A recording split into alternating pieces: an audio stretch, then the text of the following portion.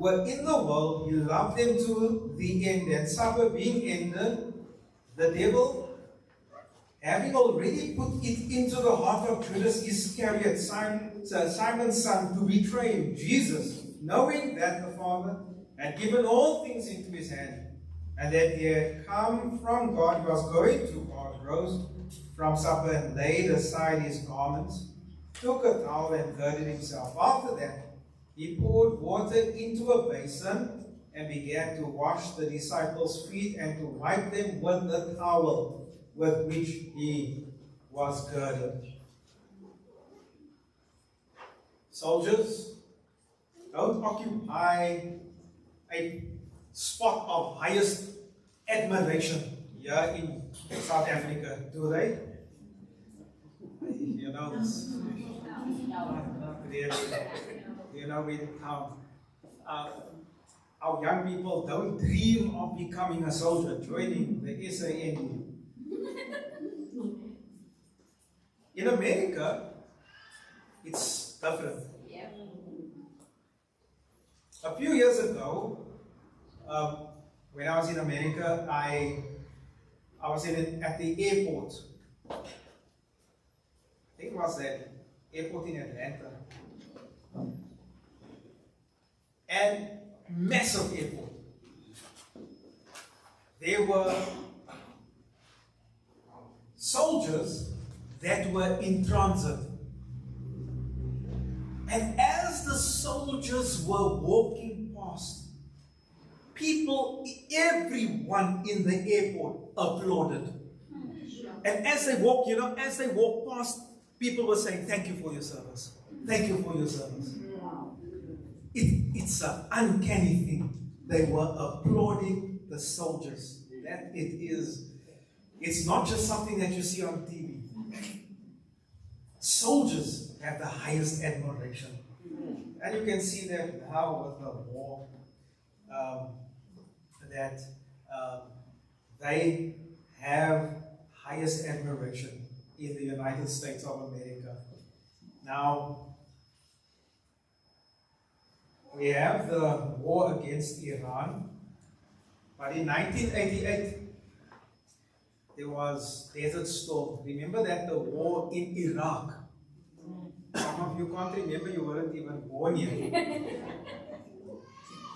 And that was when the Allied forces fought against Saddam Hussein in Iraq and toppled that government. Now there was an army general, General Norman Schwarzkopf. He was the one that led 750,000 troops. He was at the head of that army. When the war started, he led the offensive. So he was at the pinnacle of his career then in 1988. But a few years before, in 1970, when he was still getting up in the army ranks, they gave him a fighting force that was very ineffective. They were in a shambles. And they said, "You turn this group of men around." And he did just that. They became so good that they got more and more responsibilities. And they were entrusted with a very difficult mission in Vietnam. That time America was fighting in Vietnam. It seems like they love to fight.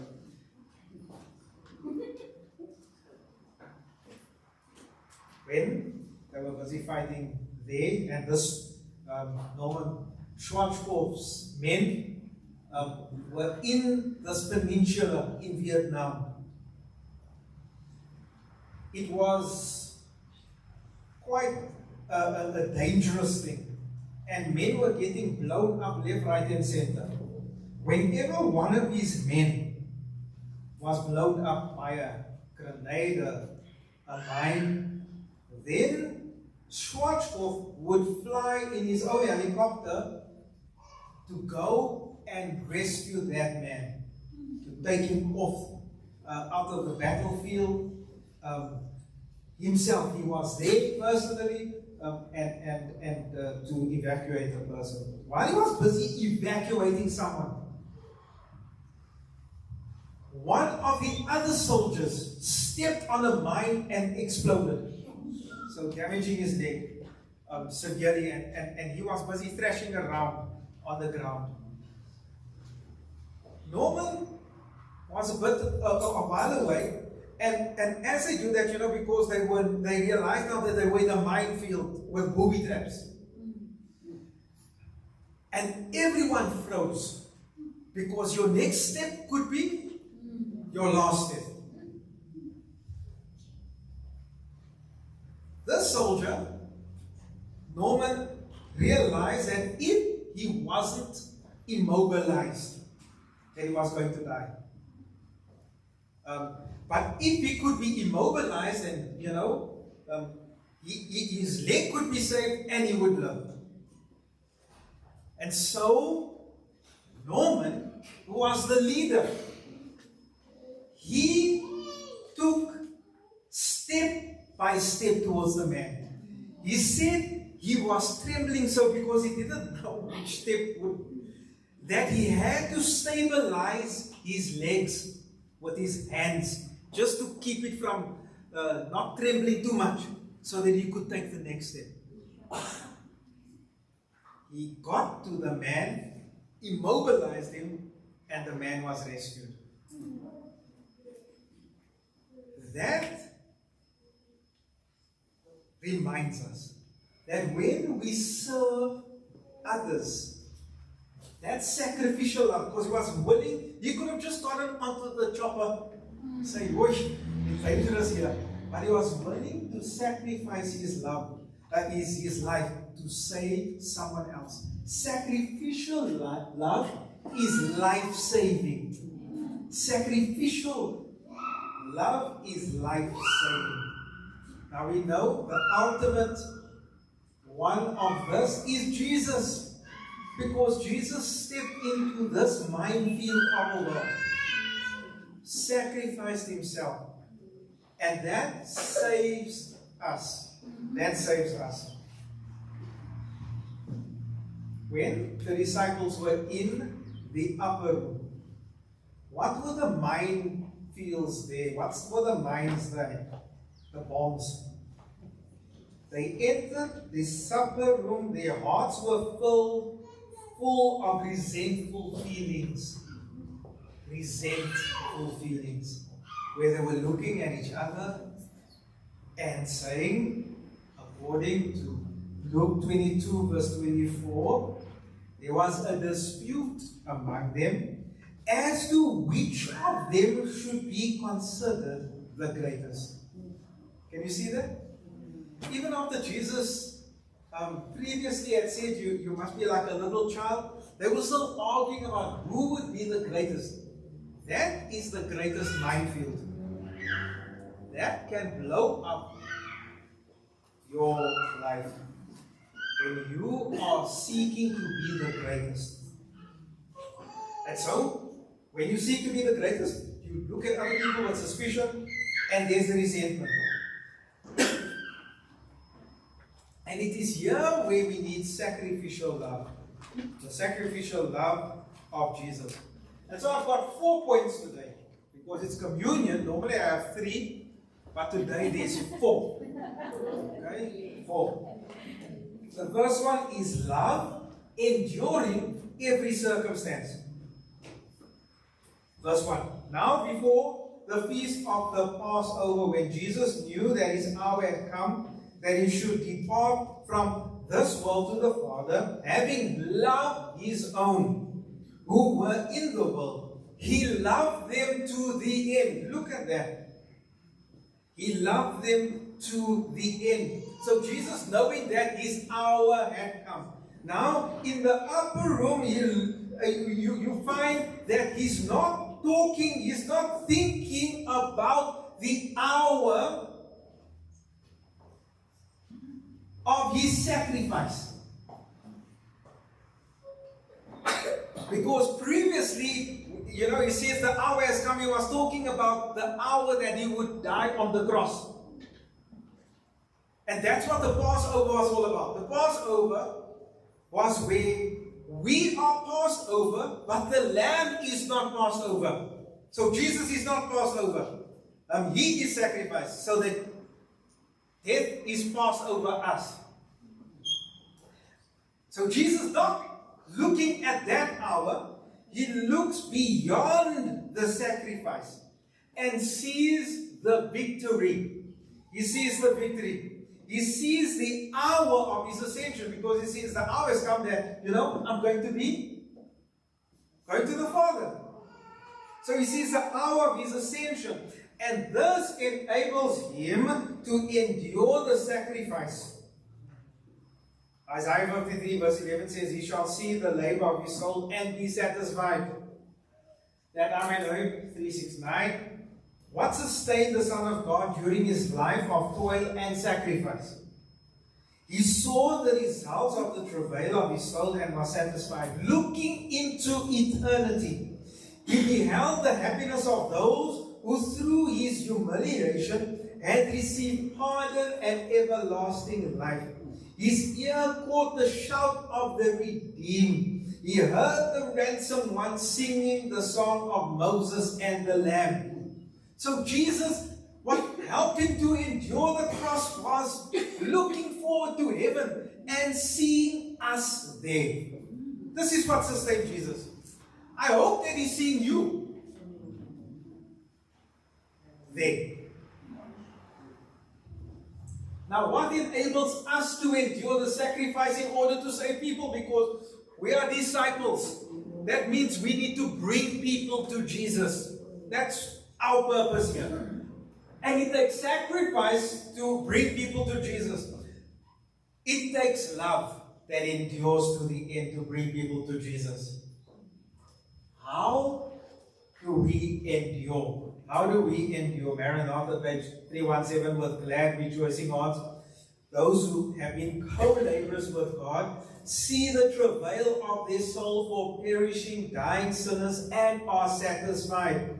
The anxious hours they have spent, the perplexing, the circumstances they have had to meet, the sorrow of heart because some refuse to see and receive the things which make for their peace are forgotten. The self-denial that they practiced in order to support the work is remembered no more. As they look upon the souls they sought to win to Jesus and see them saved, eternally saved. Monuments of God's mercy and our Redeemer's love. They rings through the arches of heaven shouts of praise and thanksgiving. I want you to picture yourself in heaven. It's a good picture because it helps you not to take this earth too much into your heart. And you spend 1,000,000 years in heaven. 1,000,000 years. And then you happen to bump into someone that you brought to Jesus. And even after 1,000,000 years, they say, oh, thank you. Thank you. It's because of you that I am here enjoying eternity. Thank you very much. They will be praising God and thanking you forever. That should bring joy to your heart right now as well. 1 Corinthians 13 verse 7. Love never gives up. Never loses faith, is always hopeful, and endures through every circumstance. The greatest temptation was for Jesus in the Garden of Gethsemane, was for Jesus to abandon ungrateful, unlawful, unrighteous, unloving humanity. His own nation would murder him. Of his inner circle, one would betray him, that was Peter, and the other would deny him, and all the disciples would desert him. Yet his love endured. Even Satan was astounded. What? You're going to die for this useless bunch? Go back to heaven. He was astounded at the love of Jesus. Number 2, leverage. Identity before action. Identity before action. Jesus, knowing that the Father had given all things into his hand, and that he had come from God and was going to God, rose from supper, laid aside his garments, took a towel and girded himself. Jesus knowing that he was God, knowing that he was King of Kings and Lord of Lords, put aside his royal robe, became a servant. After that, he poured water into a basin, began to wash the disciples' feet and wipe them with a towel. So Jesus knew his identity and he maintained its dignity. Because he said, you call me teacher and Lord, and you say, well, for so I am. In laying aside his garments, he did not say, I am no longer king. He said, I am. So I am. And so we are ineffective in ministry because we often serve from insecurity. We use position as a leverage to coerce people. We use power as a leverage to manipulate people. We use prosperity as a leverage to intimidate people. We use performance as a leverage to impress people. Insecurity in who we are. When you have an identity and you know that you are a child of the King, then you can serve anywhere. You have security in your identity as a royal child of the King. Jesus, knowing his identity, used sacrifice and service as a leverage to save people. And that's what we need to be using, sacrifice and service as a leverage to save people. Philippians 2 verse 5, let this mind be in you, which was also in Christ Jesus, who being in the form of God, did not consider it robbery to be equal with God, but made himself of no reputation, taking the form of a bondservant, and coming in the likeness of men. And being found in appearance as a man, he humbled himself and became obedient to the point of death, even the death of a cross. Jesus did not just die any death. He did not die a dignified death. You know, there's a dignified death. Roman citizens could not be executed in any other way except by beheading. See, so behead quick, clean, little fuss. Jesus wasn't beheaded. He went through the most terrible death, naked on the cross. That's what Jesus did for us. That's the love of God. He humbled himself even to death on a cross. Humility will transform your ministry so that your sacrifice and service will be a leverage to save people. Point number 3. Let the power of proximity. Peter said to him, you shall never wash my feet. Jesus answered him, if I do not wash you, you have no part with me. Simon Peter said to him, Lord, not my feet only, but also my head, my hands. Jesus said, he who is bathed needs only to wash his feet, but is completely clean, and you are clean, but not all of you. Obviously referring to Judas. You see, Peter had to let Jesus wash his feet. There's power in proximity. Because Jesus said, if you don't let me do this, then you have no part with me, and you are not clean. You see that? Now, in the upper room, Peter is the one that protested. The other disciples did not protest. They let Jesus wash their feet. But there were two protests. The one was Peter. That was an external protest. When Jesus came, he explained power came from proximity to him. Then Peter agreed. Yet Peter that same night went on to deny Jesus. But the same night he went to the Garden of Gethsemane and experienced the power of the gospel. Judas, did Judas protest? Not externally. Judas had an internal protest. Internal protest. His feet were clean, but his heart was filthy. He despised Jesus for taking the form of a servant, because he was looking for greatness. And so he protested internally and denied Jesus. So we need to let Jesus remove the internal resistance that we have, the internal hurdles that we have, and we push Jesus away. We refuse to have proximity and experience the power. Manipulation, using your influence shrewdly and deviously to gain personal advantage. Remember, that's what David did with Bathsheba. He used his kingly role to manipulate the situation, killed Uriah, got the woman, then control, overpowering others, Simeon and Levi, when they circumcised those guys and then went and slaughtered them. Self-centeredness, when you put yourself at the center, expecting everyone and everything to revolve around you, like Pharaoh. Exploitation, selfishly using others and taking advantage of them for your selfish purpose, like King Saul. Stubbornness, tenaciously unwilling to yield, difficult to deal with, inflexible, unreasonable, obstinate, like Balaam. You know Balaam? He knows it's wrong to curse God's people. He tells them, I'm going to pray about it. Don't pray about stuff you know is wrong.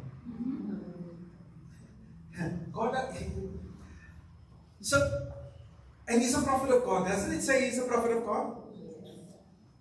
Then God is, God sometimes is so patient with us. He still answers Balaam, says no. Even though it was self-evident. Anyway, they go, and then they come back again. And he still says, let me pray about it. When he had already... Then he goes anyway. A donkey talks to him. A donkey, when last has a donkey spoken to you? If anyone puts their hands up, you need to call a doctor. But the donkey, and he still carries on. So stubborn in you doing your own thing. You would not. Anyway, we need to get up close. Washing feet requires closeness. Discipleship excels when you are willing to enter the dusty places of people's lives, where your presence is there, not just coming to programs and stuff, but helping people. When you walk with others in their real struggles, addiction, identity crisis, family conflict, financial challenges, when you speak their language, use their stories, and talk to them on a one-to-one basis, come into close contact with people. That's the only way that Norman Schwarzkopf could save his soldier, by coming close to him. Jesus left heaven and came to us. He became one of us to elevate us and to save us. Okay, I'm busy with number 4. The last one. Lead contagious discipleship. So when he had washed their feet, taken his garments and sat down again, he said to them, do you know what I have done to you? You call me teacher and Lord, and you say, well, for so I am. If I then, your Lord and teacher, have washed your feet, you also ought to wash one another's feet. For I have given you an example, that you should do as I have done to you.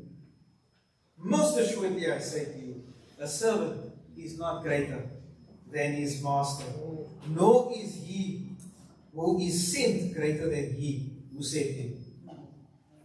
Sometimes we act like we are greater than Jesus. The things that Jesus did, and expects us to do is beneath us. And you think you're better than Jesus? Jesus When his disciples thought themselves better, he took the initiative. He loved us when we were still enemies. He saved us when we deliberately sinned. He served us when we were self-serving. And so, when it comes to service, beloved, when it comes to reaching out to people and leading them to Jesus, show up. Don't show off. May God bless you.